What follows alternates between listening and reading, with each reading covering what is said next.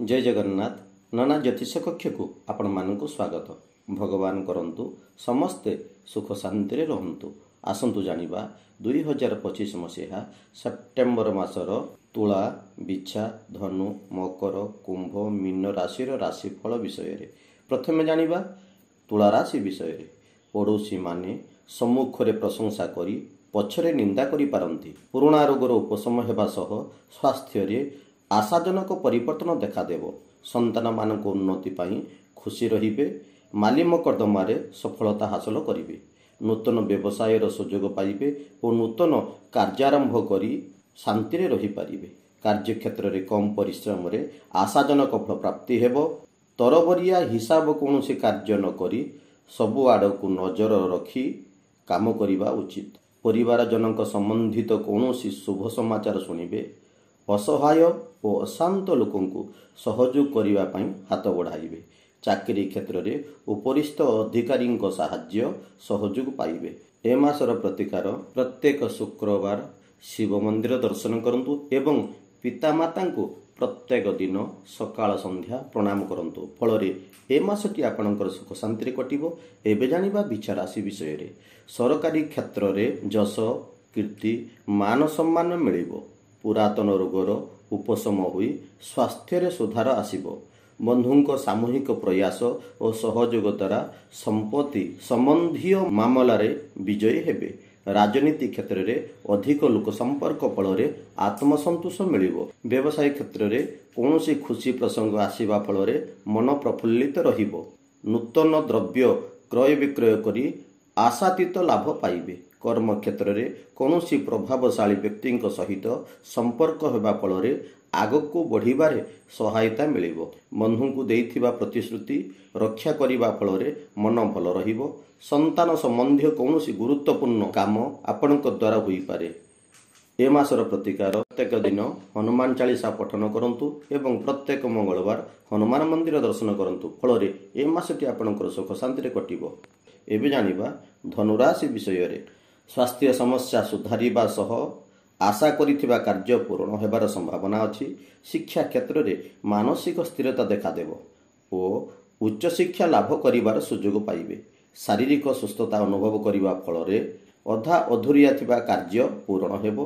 अधिक भाग्यवादी हुई निज गुड़रे निजे ठिया हेबाकु साहस करिवे। निजर चतुरता और विवेक बल रे विपरीत परिस्थिति को निज सपक्ष रे नै पारिबे। सामूहिक गतिविधि द्वारा सफलता हासिल करिपारिबे। आर्थिक स्थिति सुदृढ़ हेबा फल रे ऋण परिशोध करिबार सुजोग पाइबे। जागा जमी गृह संबंधी कोनोसी महत्वपूर्ण सूचना मिलिबो। अवहेलित लोकंक सह मिलामिशा करी नूतन दिग्दर्शन पाइबे। ए मासर प्रतिकार प्रत्येक गुरुवार विष्णु मंदिर दर्शन करंतु एवं विष्णु को 5टी हलदिया फूल अर्पण करंतु। प्रत्येक दिन गाधेई सारी मुंडरे हलदी लगे शुभ कर्म रे बाहरंतु। फल ए मासटी आपणकर सुख शांति कटिबो। एबे जानिबा मकर राशि विषय रे। पैतृक संपत्ति पाई पारिवारिक द्वंद्वर समाधान हेबो। कौनसी नूतन कर्म करने चाहूले से सफलता मिलिबो। विरोधी माने सामना को आसवा को साहस करिवे नाही। व्यवसाय रे आशातीत लाभ करी किछि नूतन पदार्थ संग्रह करि पारंती। लेखन कला और संपादन आदि रे जड़ित व्यक्ति माने उन्नति करि पारिबे। बंधु मित्रक कार्य रे सहयोग देई आनंद अनुभव करिवे। कठिन परिश्रम करिबा फल रे व्यवसाय रे अर्थ प्राप्तिर सुजोग आसिबो। स्वास्थ्य दिगरु प्रायतः ठीक रहिबो और यात्रार सफलता प्राप्ति हेबो। पेशा व्यवसाय भागीदारी और बंधु मित्रक द्वारा लाभवान हेबे। शत्रुनाश धन प्राप्ति मित्र लाभ उच्च सम्मान पाइबे। पारिवारिक समस्या बुझामणा मध्यरे समाधान हेबार संभावना अछि। ए मासर प्रतिकार प्रत्येक शनिवार शनि मंदिर दर्शन करंतु एवं प्रत्येक दिन पारा को किछि खाइबा को दियंतु। फल रे ए मासटी आपणकर सुख शांति कटिबो। एबे जानिबा कुंभ राशि विषय रे। बंधु मित्रंक आगमन हेबा सह पारिवारिक क्षेत्र रे सुसंपर्क बजाई रखिबे। कला साहित्य क्रीड़ा ଚଳଚ୍ଚିତ୍ର ଓ ଆନୁଷ୍ଠାନିକ କାମରେ ପ୍ରଶଂସା ମିଳିବ। ବ୍ୟବସାୟରେ ସଫଳତାପୂର୍ବକ ସମସ୍ୟାର ସମାଧାନ ହେବ। ସ୍ୱାସ୍ଥ୍ୟ ଠିକ୍ ରହିବା ସହ ଶତ୍ରୁ ଓ ବିରୋଧୀମାନେ ଆପଣଙ୍କ ସାମ୍ନା କରିପାରିବେ ନାହିଁ। ପରିବାର ସମସ୍ୟାର ସମାଧାନ ହୋଇଯିବ। ଫଳରେ ପାରିବାରିକ ଜୀବନ ସୁଖମୟ ହେବ। ଜାଗା, ଜମି, ଉଚ୍ଚସ୍ତରୀୟ ବାହନ ଆଦି କ୍ରୟ କରିବା ପାଇଁ ଯୋଗାଯୋଗ କରିପାରିବେ। ବୁଦ୍ଧିମତ୍ତା କାରଣରୁ ପ୍ରଚୁର ଅର୍ଥ ଲାଭ ହେବା ସହ ଅଟକିଥିବା କାର୍ଯ୍ୟ ସମ୍ପୂର୍ଣ୍ଣ ହେବ। ସୁନାମଧନ୍ୟ ବ୍ୟକ୍ତିଙ୍କ ସହ ସମ୍ପର୍କ ସ୍ଥାପନ ହୋଇ ପ୍ରତିଷ୍ଠା, ପ୍ରତିପତ୍ତି, ସମ୍ମାନ ମଧ୍ୟ ବଢ଼ିବ। ଶିକ୍ଷା କ୍ଷେତ୍ରରେ ହସ ଖୁସିରେ ସମୟ କଟିବ ଓ ଉଚ୍ଚଶିକ୍ଷା ଲାଭ କରିବାର ସୁଯୋଗ ପାଇବେ।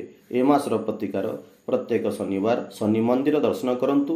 ଓଂ ସଂ ଶନିଶ୍ଚରାୟ ନମଃ ପ୍ରତ୍ୟେକ ଦିନ 108 ଥର ଜପ କରନ୍ତୁ। ଫଳରେ ଏ ମାସଟି ଆପଣଙ୍କର ସୁଖ ଶାନ୍ତିରେ କଟିବ।